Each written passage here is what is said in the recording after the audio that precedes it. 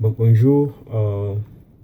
C'est juste une réaction d'un nationaliste euh, par rapport à la disparition euh, du leader de l'opposition congolaise, Étienne Tshisekedi.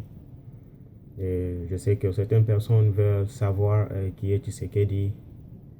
Et nous nous permettons ici de parler un peu de cet homme qui, après la rupture du contrat social, car nous rappelons que M. Etienne Tshisekedi avait travaillé sous Mobutu, dans le gouvernement Mobutu, et à un certain moment, M. Tshisekedi a constaté que le gouvernement Mobutu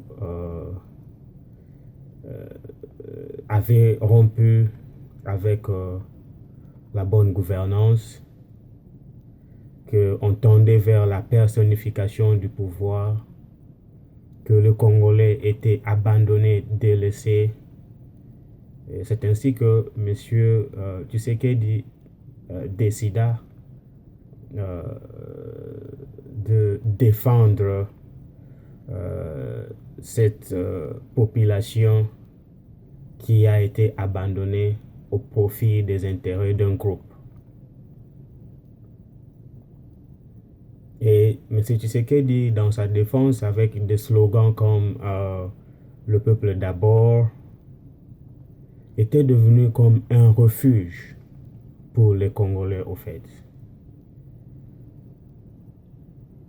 Et il était devenu le porteur de l'espoir de tout un peuple. Il incarnait le changement pour le Congolais. Au fait, au regard de la culture africaine ainsi que la culture politique nous importée par l'Occident, il est difficile pour nous, Africains, de dissocier le pouvoir coutumier ainsi que le pouvoir politique qui est basé essentiellement sur les échanges et les chocs des idées. C'est difficile pour nous, Africains, et M. Tshisekedi, étant donné qu'il avait réellement conquéri la confiance de presque toute la population congolaise, il était devenu comme une incarnation de la démocratie, une incarnation du changement pour le Congo. Et certaines personnes pensaient que sans Tshisekedi, le Congo ne se mettra pas sur le rail du développement. Voilà pourquoi ces personnages plutôt, ou cette personnalité importante dans les vies des Congolais qui viennent de nous quitter est en train de créer aujourd'hui des pleurs.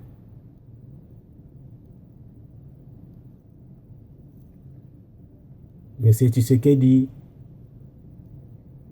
est venu avec des idées démocratiques.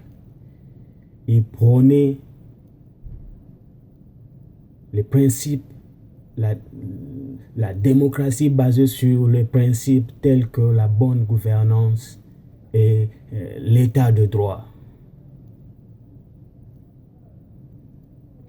Et le Congolais, jusqu'avant l'annonce de la mort de M. Etienne Tshisekedi, gardait toujours espoir, se disait aussi longtemps que Tshisekedi est toujours vivant, il y a espoir que les choses changeront un jour dans ce pays. Et maintenant qu'il n'est plus, maintenant qu'il est mort,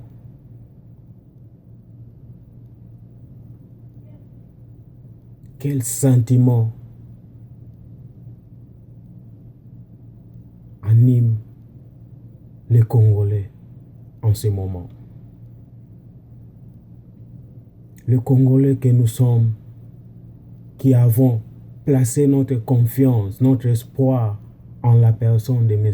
Etienne Tshisekedi, nous sommes aujourd'hui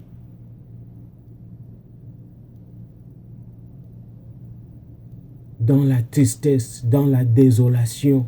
Nous nous sentons délaissés, abandonnés, désespérés.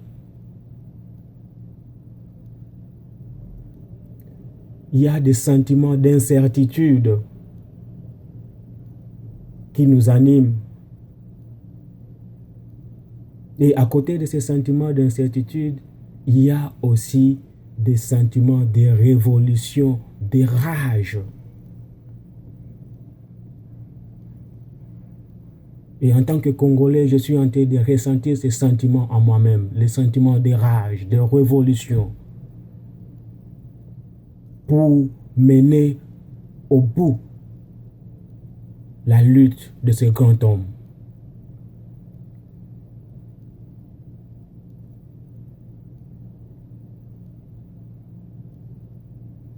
Au regard de toute la souffrance que lui impose cette clique de gens qui se sont accaparés du pouvoir, le Congolais est devenu comme un chien enragé.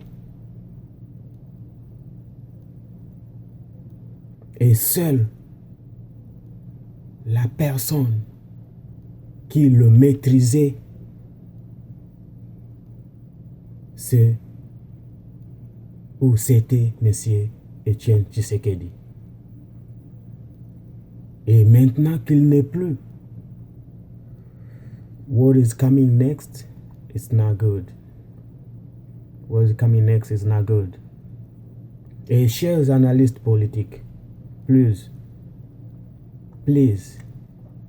nous reconnaissons vos capacités intellectuelles,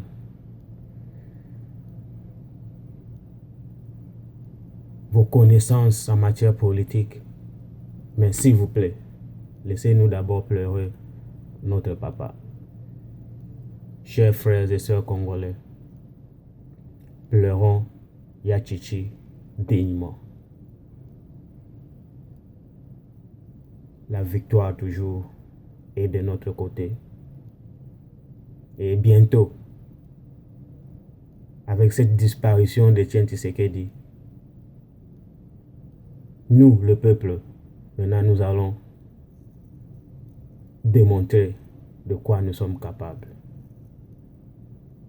Repose en paix, Yachichi.